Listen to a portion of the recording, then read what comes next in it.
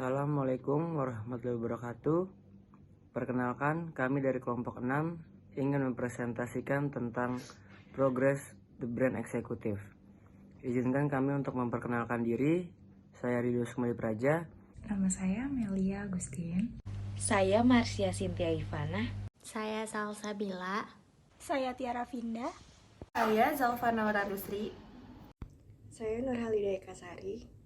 Oke, untuk materi pertama, eksekutif diproduksi oleh PT Delami Garment Industries atau dikenal dengan Delami Brands. Didirikan pada tahun 1979 oleh Johannes Varial. Delami Brands berawal dari produksi celana panjang untuk busana pria dengan merek Wood & John Farr. The Executive atau yang lebih dikenal dengan Eksekutif 99 menyediakan berbagai pakaian resmi pria dan wanita dengan berbagai aparel pendukungnya. Dengan model, potongan baju dan celana yang anggun dan menawan serta pemakaian bahan yang lembut serta nyaman dipakai.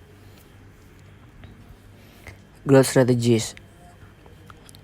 Exiting Market Penetration membuat aplikasi untuk mengukur seberapa banyak konsumen yang menggunakan produk The Executive. New Market Development membuat mantel untuk negara yang memiliki musim dingin dan membuat produk pakaian yang disesuaikan dengan ukuran tinggi orang-orang Amerika. New Product Development, custom size untuk ukuran big size. Diversification membuat office staff seperti lanyard, notebook, wallet card, pulpen, dan lain-lain. Hubungan kerjasama Amerika-Indonesia. Hubungan kerjasama Amerika-Indonesia merupakan hubungan kerjasama bilateral yang dimana merupakan kerjasama dengan adanya kepentingan yang mendasari kesepakatan antara dua negara untuk berinteraksi dalam suatu bidang tertentu dengan cara dan tujuan yang telah disepakati bersama. Banyaknya kerjasama telah terjalin antara Indonesia dengan Amerika Serikat, membuat keduanya negara ingin terus tetap menjaga hubungan baik antara kedua negara dalam menjaga hubungan kerjasama antara Indonesia. Lalu ada PES Analysis. 1. Lingkungan hidup politik Amerika terhadap bisnis asing. Amerika Serikat terhadap bisnis asing sangat terbuka karena di Amerika Serikat, pemerintah akan cenderung memberikan kebebasan kepada investor asing yang mampu memberikan resiprositas kepada investor Amerika Serikat. Namun, Presiden Amerika Serikat memiliki wewenang untuk menangguhkan atau melarang investor asing yang terbukti mengancam keamanan nasional Amerika Serikat dan kepentingannya. Artinya, pemerintahan Amerika Serikat sangat terbuka untuk bisnis-bisnis asing di luar negaranya, tetapi dengan ketentuan bahwa bisnis tersebut tidak mengganggu keamanan nasional negara Amerika. Dalam hal perpajakan, Amerika membantu memberikan insentif pajak bagi produk prioritas ekspor Indonesia ke Amerika Serikat untuk mendukung kerjasama bilateral antara Indonesia dan Amerika Serikat. Selanjutnya itu adalah lingkungan ekonomi Amerika. Amerika merupakan negara maju dengan perekonomian tertinggi di dunia dan sebagai negara pelopor organisasi internasional. Amerika memiliki pengaruh yang cukup kuat dalam menentukan arah kebijakan suatu organisasi. Amerika Serikat menerapkan perjanjian perdagangan bebas atau Free Trade Area yang dimana dua negara atau lebih setuju untuk menghilangkan tarif dan hambatan yang membatasi perdagangan. Selanjutnya, Amerika Serikat mencatat pertumbuhan ekonomi sebesar 6,5% pada kuartal 2 pada tahun 2021 secara tahunan. Persentase itu lebih tinggi dibandingkan kuartal sebelumnya yang mencapai 6,3%. Kendati demikian, pencapaian pertumbuhannya masih di bawah prediksi pasar sebesar 8,5%. Amerika Serikat mengalami inflasi secara tahunan sebesar 5,4% pada Juni 2021. Menjadi yang tertinggi dalam 13 tahun terakhir. Tingginya angka inflasi juga menjadi salah satu penghambat pertumbuhan ekonomi di kuartal kedua tahun ini. Karena Amerika mengalami inflasi dan pertumbuhan ekonominya masih di bawah prediksi pasar, maka brand eksekutif harus bisa memutuskan secara tepat mengenai harga produk atau layanan yang tepat bagi konsumen. Karena kenaikan inflasi ini membuat daya beli masyarakat menurun. Selanjutnya itu adalah lingkungan sosial di Amerika. Terdapat 3 komponen yang mempengaruhi lingkungan sosial di Amerika. Yang pertama, itu adalah perubahan demografis. Jumlah populasi di Amerika pada tahun 2021 mencapai lebih dari 300 jiwa atau setara dengan 4,25% dari total populasi di dunia. Populasi Amerika Serikat membengkak hampir 4 kali di sepanjang abad ke-20 dari sekitar 76 juta jiwa pada tahun 1900-an. Yang kedua itu adalah sikap konsumen. Preferensi fashion untuk lelaki Amerika lebih mengarah ke clean lines dan slim cut shape.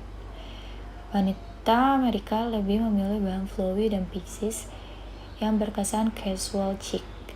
Kunci dari gaya Amerika adalah penggunaan denim, item fashion khas Amerika Serikat. Mulai dari jaket, skirt, atau pants, denim menambah kesan kuat gaya New York yang dipadukan dengan sneakers atau flats, parka, atau blazer.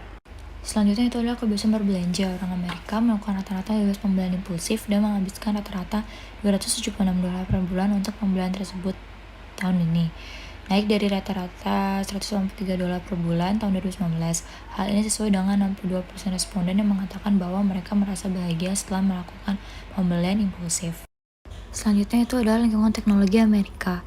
Perkembangan teknologi informasi di Amerika Serikat saat ini mengalami sebuah transisi di mana pada awalnya masih menggunakan media konvensional seperti koran.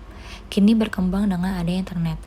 Aspek utama yang mempengaruhi peningkatan efektivitas promosi produk melalui internet adalah media yang interaktif, bersifat fleksibel. Pada dasarnya saat ini perusahaan atau usaha rata-rata sudah memiliki website atau blog yang berguna sebagai e-marketing atau online marketing. Pada daya eksekutif ini ada dua hal, yaitu yang pertama adalah new product. Pakaian custom size, pakaian kantor dengan bahan yang nyaman untuk digunakan di musim dingin, lanyard, notebook, wallet card, dan office staff lainnya. Yang kedua yaitu ada new software.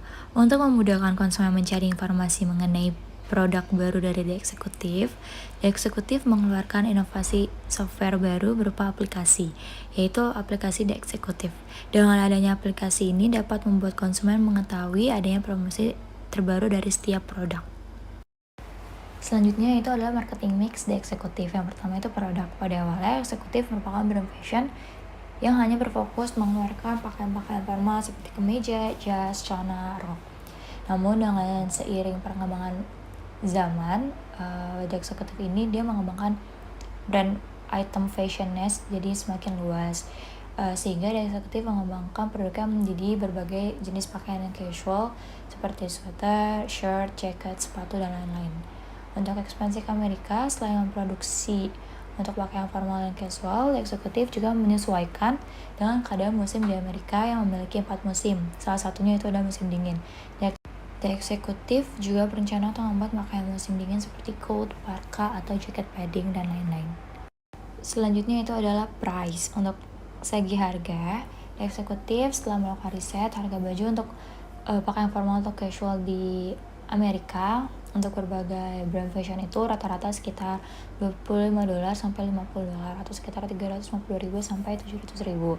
Untuk harga pasar di Indonesia, The Executive menjual harga baju dengan harga mulai dari $150.000 untuk t-shirtnya dan $600.000 untuk jaket atau blazer atau jas. Apabila The Executive masuk ke pasar Amerika, harga jual bersihnya masih akan lebih murah atau setara dengan harga jual pakaian di Amerika, sehingga dapat bersaing dengan brand pakaian lainnya. Selanjutnya itu adalah place atau tempat. Untuk tempat pendistribusian kepada konsumen ada 2 tempat, yaitu offline, secara offline dan online. Untuk offline store ini di Indonesia terletak di dalam pusat perbelanjaan atau mall. Dan untuk pendistribusian kepada konsumen di Amerika, seperti ini mereka membuka toko dalam mall atau membuka toko di area outlet perbelanjaan. Untuk online store-nya itu di pembelian itu terdapat di website dan aplikasi. Lalu yang keempat itu adalah promosi atau promotion. Untuk memasarkan produknya, The Executive melakukan promosi melalui word to mouth, marketing campaign, dan bantuan media lain seperti billboard atau poster, dan melakukan kerjasama dengan menggandeng brand ambassador atau influencer Amerika. Untuk promosi secara online, The Executive melakukan promosi melalui media sosial Instagram, Twitter, dan Facebook. Selanjutnya adalah segmenting, targeting, dan positioning The Executive. Segmenting geografis. The Executive harus melakukan berbagai inovasi dengan menyesuaikan keadaan geografisnya.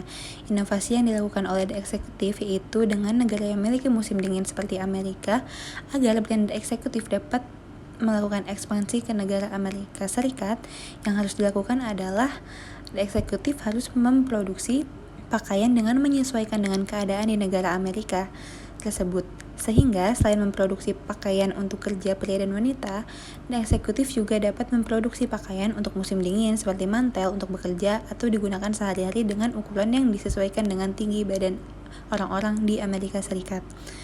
Selanjutnya ada segmenting psikografi. Brand eksekutif dalam segmentasi psikografis ditujukan untuk masyarakat perkotaan dengan gaya hidup sederhana yang memiliki ketertarikan dalam dunia fashion dengan gaya modern dan trendy. Sehingga the eksekutif cocok untuk orang-orang kantoran yang memiliki selera fashion yang tinggi dan ingin tetap tampil menarik ketika musim dingin. Untuk kelas sosialnya sendiri, karena the eksekutif merupakan brand pakaian dengan harga yang terjangkau, maka kelas ekonomi menengah merupakan segmen utama yang dituju. Sehingga kalangan dengan ekonomi kelas menengah ke atas dan ke bawah dapat menggunakan pakaian brand ini dan segmen gaya hidup di mana pemiliknya akan merasa nyaman. Selanjutnya adalah segmenting demografis. Brand eksekutif dalam segmentasi demografis yaitu mencakup usia, gender, kelas ekonomi, pekerjaan, domisili, dan generasi. Yang pertama, usia. Karena the eksekutif merupakan brand pakaian untuk formal dan semi formal untuk orang-orang kantoran, maka usia yang dituju adalah usia dewasa sekitar 17 tahun hingga 50 tahun ke atas. Gendernya, untuk gender sendiri, the eksekutif tidak terpaku hanya satu gender saja, tetapi the eksekutif memproduksi pakaian untuk pria dan wanita. Lalu selanjutnya kelas ekonomi. Untuk brand the eksekutif sendiri mensegmentasikan produknya untuk seluruh kelas ekonomi menengah, yaitu menengah ke atas maupun menengah ke bawah. Karena produk-produk yang dikeluarkan oleh the eksekutif memiliki rentan harga yang tidak terlalu mahal sehingga kelas ekonomi manapun dapat membeli. Selanjutnya adalah segmenting tingkah laku. Brand eksekutif dalam segmentasi tingkah laku terdiri dari kejadian, tingkat penggunaan, dan tingkat loyalitas. Yang pertama, kejadian. Brand eksekutif melihat bahwa banyak pekerja kantoran yang ingin terlihat fashionable pada saat musim dingin, sehingga the eksekutif untuk masuk ke dalam pasar Amerika melakukan inovasi dengan mengeluarkan pakaian kantor khusus untuk musim dingin, dan melihat bahwa angka obesitas di Amerika tinggi, maka the eksekutif melakukan inovasi dengan memperbolehkan pelanggan untuk melakukan custom size sesuai dengan ukuran badannya. Lalu tingkat penggunaan. Untuk tingkat penggunaannya, produk the eksekutif masuk ke dalam kategori sering digunakan karena merupakan kebutuhan primer yang digunakan sehari-hari dan ditambah dengan pekerjaan kantoran akan pekerjaan selama 8-12 jam dalam setiap harinya. Maka tingkat penggunaan eksekutif ini tergolong oleh pakaian yang sering digunakan. Lalu selanjutnya adalah targeting.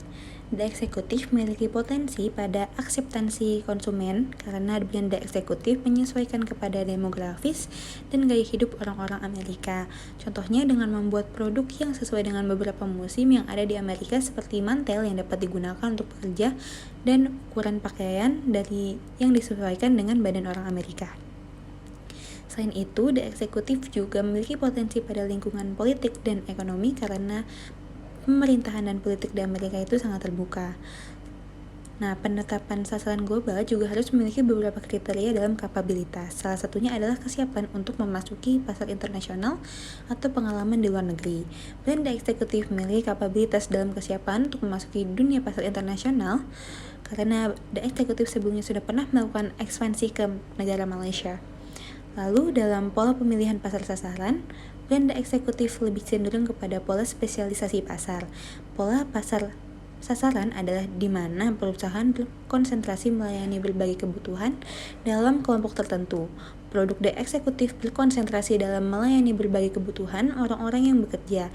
Jadi konsentrasi the eksekutif adalah menjual berbagai macam kebutuhan kerja. Contohnya menjual berbagai macam pakaian dan aksesoris kerja untuk pria maupun wanita. Selanjutnya adalah positioning. Positioning adalah tindakan untuk menempatkan posisi bersaing produk dan bauran pemasaran yang tepat pada setiap sasaran pasar.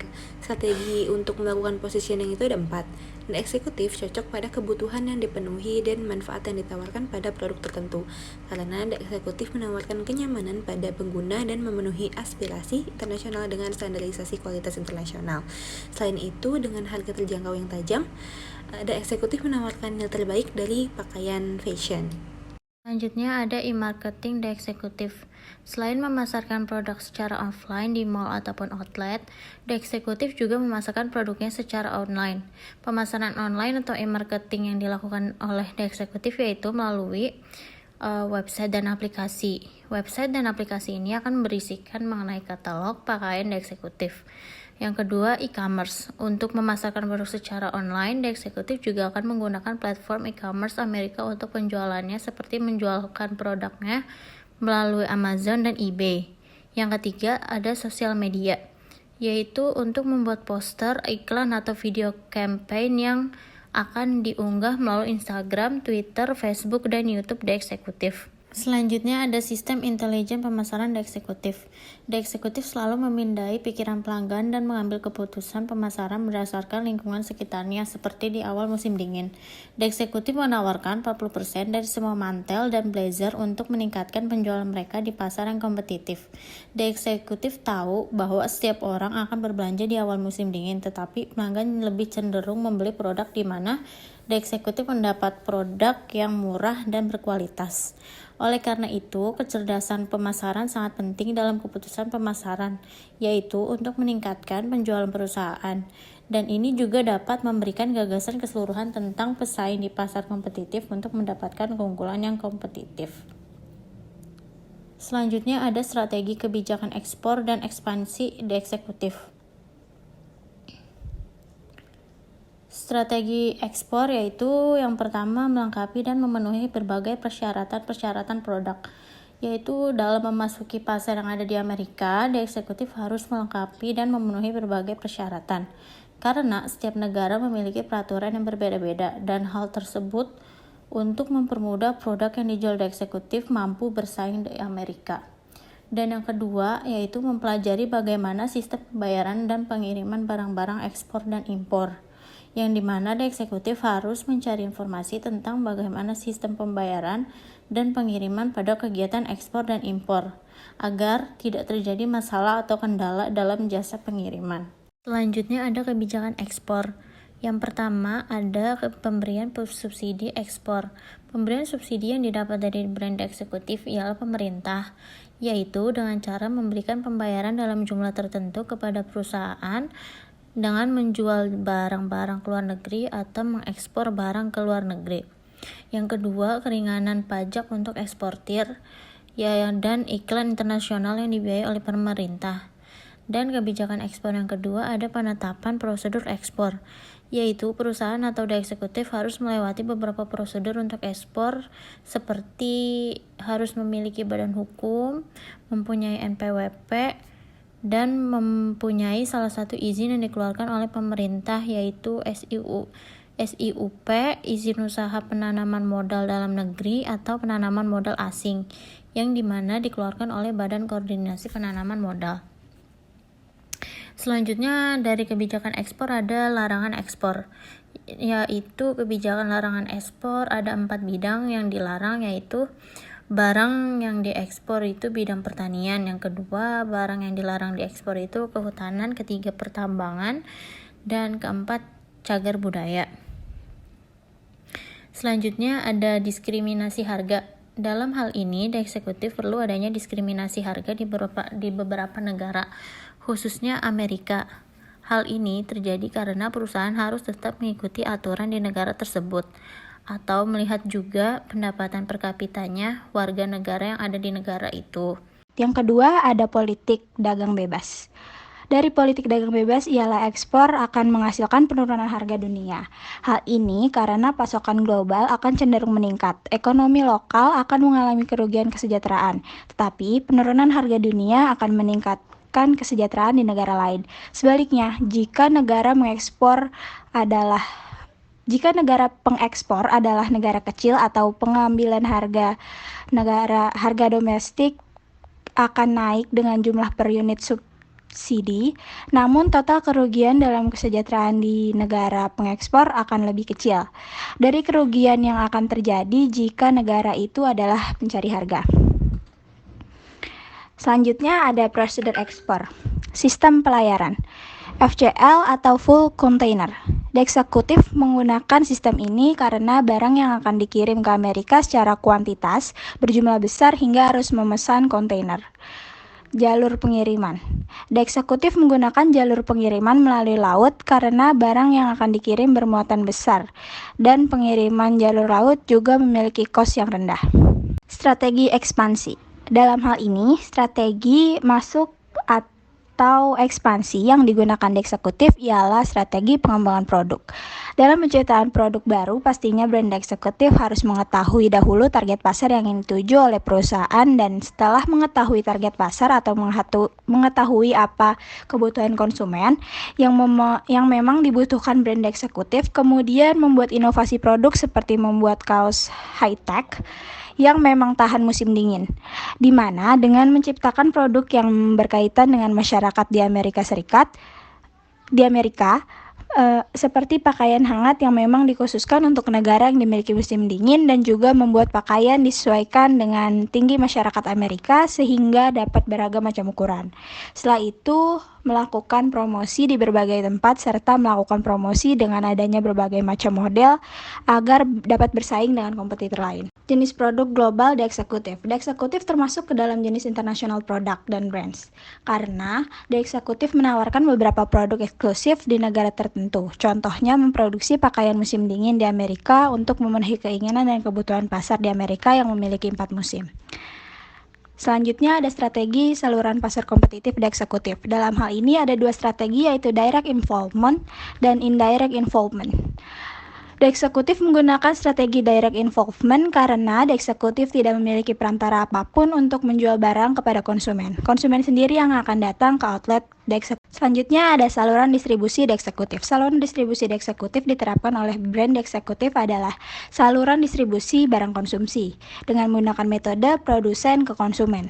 Dalam hal ini, The Executive tidak menggunakan perantara di dalamnya. Jadi hanya pihak dari The Executive dan konsumen. Produk yang dihasilkan dari The Executive langsung berpindah tangan ke konsumen.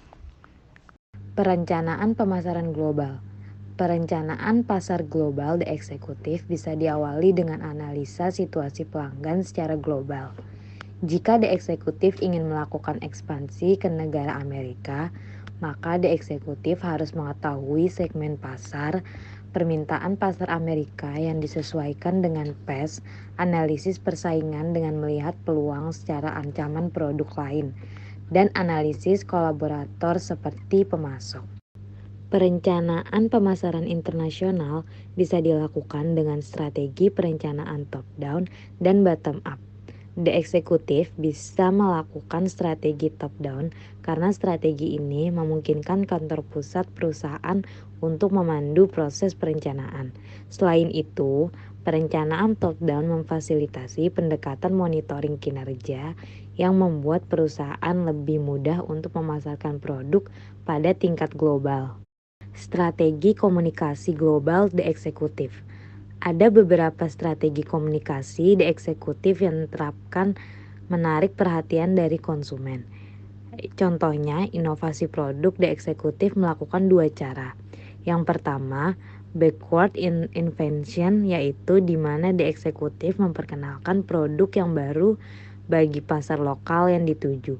Tetapi sebenarnya produk ini sudah lama dikenal di negara asalnya.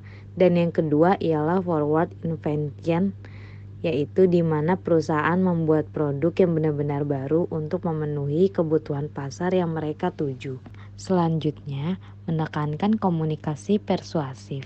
Komunikasi dengan sifat persuasif umumnya akan mengajak atau mempengaruhi seseorang agar tertarik terhadap suatu produk ataupun jasa. Bahasa-bahasa yang sifatnya promotif dan ajakan bisa ditekankan lebih lagi dalam kategori ini, supaya model komunikasi pemasaran berlangsung dengan lebih efektif dan juga bagus. Model bahasa komunikasi yang digunakan The Executive adalah model komunikasi pasar terpadu. Karena dengan menggunakan model komunikasi ini, The Executive bisa mengimplementasikan dari berbagai gagasan mendasar yang ditemukan dalam konsep pemasaran, menggabungkan keinginan dan kebutuhan konsumennya. Isu dan pendekatan The Executive. Isu merupakan rumor atau desas-desus suatu konsekuensi atas beberapa tindakan yang dilakukan oleh suatu atau beberapa pihak yang dapat menghasilkan negosiasi dan penyesuaian sektor swasta dan sebagainya. Hal pertama yang dilakukan di eksekutif adalah identifikasi isu. Berdasarkan informasi dari riset, gaya hidup orang Amerika yang gemar mengkonsumsi junk food, minuman bersoda, menyebabkan tingkat obesitas di Amerika dengan level berbahaya. Langkah kedua, di eksekutif melakukan analisis dengan mengikuti perilaku juga gaya hidup dari kehidupan orang Amerika. Selanjutnya, di eksekutif melakukan pemilihan strategi dan mengimplementasikan data dari langkah sebelumnya, yaitu meluncurkan produk custom size. Dengan mengeluarkan produk custom size, di eksekutif dapat mempengaruhi konsumen untuk menggunakan brand tersebut. Namun, ada isu kursus yang dihadapi oleh di eksekutif. Isu yang mungkin akan dihadapi di eksekutif dalam melakukan ekspansi ke negara Amerika adalah isu keuangan seperti perbedaan laju inflasi, perbedaan pendapat, pembatasan transaksi perdagangan, perbedaan suatu bunga, dan pembatasan aliran modal kapitalis global. Selanjutnya ada 6 atribut kemitraan strategis. Yang pertama, kerjasama perusahaan mengembangkan strategi jangka panjang. Untuk mengembangkan strategi jangka panjang, The Executive membangun hubungan kerjasama dengan perusahaan tekstil di Amerika. Hal ini bertujuan untuk mendapatkan biaya produksi paling rendah dan meminimalisir biaya produksi. Yang kedua, ada hubungan kerjasama bersifat timbal balik. Setiap mitra memiliki kelebihan spesifik yang akan dibagikan pada mitra yang lain. Dengan ini, The Executive dapat banyak memperoleh informasi dari mitra lain. Begitu pula dengan sebaliknya sehingga adanya timbal balik antara kedua mitra. Selanjutnya yang ketiga, visi dan usaha mitra benar-benar global.